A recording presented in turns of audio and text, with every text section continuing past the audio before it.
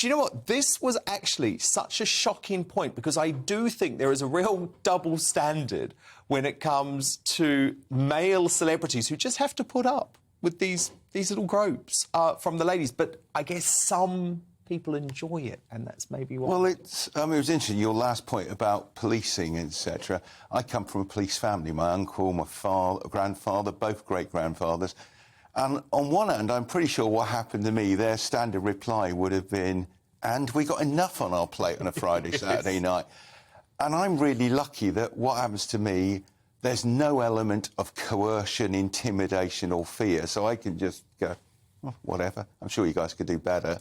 But at the same time, you can't help be thinking the alternative, that if you switch, you know, when a lady tries to pull your face onto theirs a kiss, and you're going, hang on, if I did that to you, I'd be going in the cells.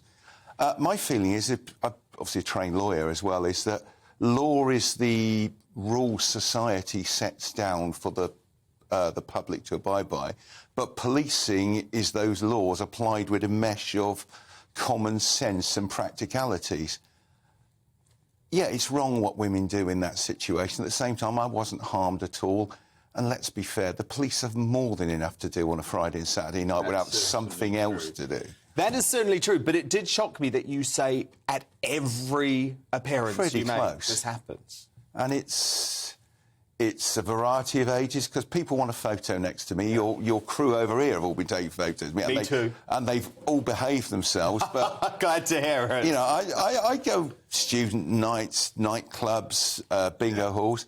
There's a bit of booze involved, maybe. That might be a common factor. So, you know, just got to take it. When I say I hired someone, it's my mate Dave Bill, who's very much the Muttley to my Dick Dastardly. He's an ex-pub landlord, so he's far more experienced at dealing with people who've had a drink than I have. So he's very handy for when he sees the little old lady who's coming around for the third time and is squeezing my arse again, to just go, you've done enough, love. Off you go. Yes, yes. But I guess it's quite fascinating. You probably never thought that what began as a little quiz show and is now pretty much one of the biggest TV phenomenons in the world on all of these different continents, that it would make you this unlikely sex symbol. Well, I've had colleagues of mine from Oxford days back in the 80s going, you won a BAFTA? How? You're the least sort of theatrical person we've ever met. And I went, it's true, but yeah, we've been lucky. We've gone around the world.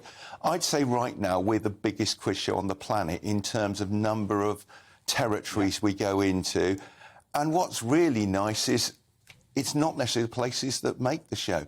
I know we're huge in Ireland. They'd love to be able to make it, but they don't pay enough into their TV licence. And your place, New Zealand, I'm reliably informed it's the #1 show in New Zealand, not number massive, one, just #1 show. Yeah. We'd love to make a version in New Zealand. Maybe they'll be able to work it out sometime that we film it in London or in Sydney. And let's face it, New Zealanders get everywhere, so you could whistle down and go, quick, we need 8 Kiwis to play on this show, and I'm pretty sure their hands will come up. Of course, the first time I ever lost to a solo player in Australia was a guy called Duncan, who's from Queensland, but he was a New Zealander by birth, so I kept saying afterwards, still haven't lost to an Australian. Which is one thing. Were you furious about that? It's the sportsman in you. If you think they've won by playing well, good on you. Shake them by the hand and say you deserve it. If you think they've won because you've played badly, not so good. If you think they've won because, blimey, they picked the right sector, and sometimes you just get hard to question the other person, I'm pretty evil about it.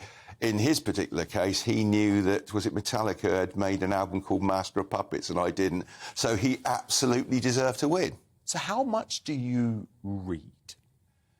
Depends whether my producers are listening to this. No, no. If they are, it's 60, 70 hours a week. If they're not, it's more like 10. But you just take it all in? Yeah, I've got what's called a sticky memory, so that ability to, as you're travelling, you see an advert for a new film or a new book on the tube, you put in. But here's the good news for me. What have I just been watching? The Umbrella Academy on Netflix. That's work. Yeah. Because everything you do, we've been told specifically, shows on Netflix and Apple TV are fair game. So we got to. I may have spent a few hours watching Ted Lasso, and I really enjoyed it. But you have... So the good news is, everyone as well, even... Well, simply now, question, Dan Wootton is on which TV channel? It's You can't forget that. I managed to forget Paddy McGuinness, and I know him quite well. That was a real senior moment. But that's the nature. Entertainment's so massive these days. People forget that 20, 30, 40 years ago, there were like 3 channels or 4 channels. It was so much easier to be an expert on TV. You know, and that's the reason we're doing better. 3 million 20 years ago for viewing figures, you'd have been cancelled as that's rubbish. Now, the only 2 shows we're losing to are Corrie and Emmerdale. No, we're thumping EastEnders, and I can't believe I'm saying that because it just feels wrong. Now, The Beast is obviously your moniker, and you're not anywhere near as beastly physically as you were, because your weight loss has been absolutely phenomenal. Yeah, and my heaviest... In stone, right? It's a slight exaggeration by my agent, but yeah, that's what agents do. To be fair, it was quite hard to get an accurate measurement. I managed to get one, and at the moment I'm a bit over 7 stone down, because at my heaviest I was 29 stone 2, and now I'm about 21.10, so 7.5 stone. And how have you done it? Quite sure. The diabetes medicine obviously helps a bit. I eat a lot less, but drink a lot more fluids, and I think that helps fill the stomach up. Plus, while he's lovely, lovely chap, my now 5-year-old, I was looking after him during the pandemic while my wife was at the local hospital as an auxiliary, and I realised why you should have children in your 20s and 30s, not your 50s. It was lovely, but I was exhausted. I was too tired to eat. So it wasn't because you had a health crisis, you just decided you were going to gradually do it? It was not really planned, I shouldn't say it, but just... It was only, hang on, these trousers are getting thinner, so it was... I just wasn't that hungry. Ironically, I think I got COVID in March 2020, and for about 2 weeks I barely ate, and it kind of helped kickstart it, so I'm... probably like a lot of people, is quite heavy. When you feel your appetite's out the way, you go, actually, I'm not going to moan about this, just happy days. Well, look, you're looking very good. Thank you. It's great to see you. Pleasure, sir. Thank you so much. Welcome to the GB News YouTube channel. You can watch us live 24 hours a day, catch up on your favourite shows, and join in the conversation in the comments below. Don't forget to subscribe and you'll never miss any of our exclusive content.